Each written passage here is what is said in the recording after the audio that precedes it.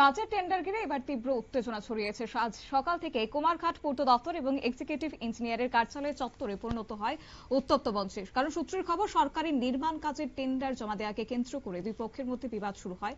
অভিযোগ, কিছু ঠিকাদার টেন্ডার জমা দিতে বাধা পেয়েছেন, এমন অভিযোগ তুলতে শুরু হয় ধস্তাধস্তি, এমনকি হাতাহাতির রূপও নেয়। কি রয়েছে বক্তব্য শুনুন।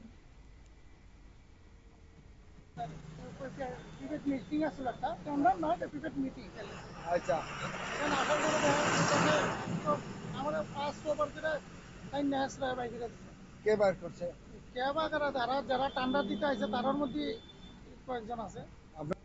ঘরের ভিতরে স্যারের সামনের দিকে টেন্ডার বের করে দিয়েছে। এরপরে পুলিশ প্রোটেকশনের লাগি আবার স্যারে ফোন করছে, কিছু লোক আইছে, এখন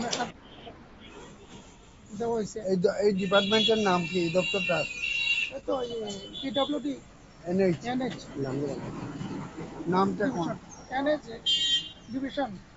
আজকে একটা বিডার্স মিট ছিল, আমাদের কাছে ইনফরমেশন ছিল, আমরা স্টাফ সেভাবেই ডিপ্লয় করেছিলাম। বড় কিছু একটা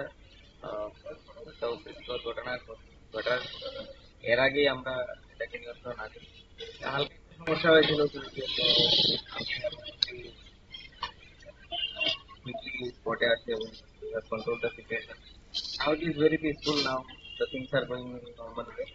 যারাই সরকারি কাজে বাধা দেওয়ার চেষ্টা করছিল, my team has done good in that, preventing them.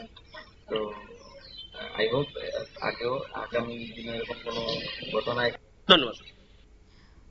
ঘটনার খবর ছড়িয়ে পড়তে কুমারঘাট থানার বিশাল পুলিশ বাহিনী ঘটনাস্থলে পৌঁছে পরিস্থিতি নিয়ন্ত্রণে আনেন এবং ইতিমধ্যেই যে খবর, পুরো ঘটনার তদন্তে নেমেছে পুলিশ এবং কাজের টেন্ডারকে ঘিরে আপাতত একটা পরিস্থিতি যেহেতু তৈরি হয়েছে, তাই স্থগিত রাখা হয়েছে এই টেন্ডার প্রক্রিয়া।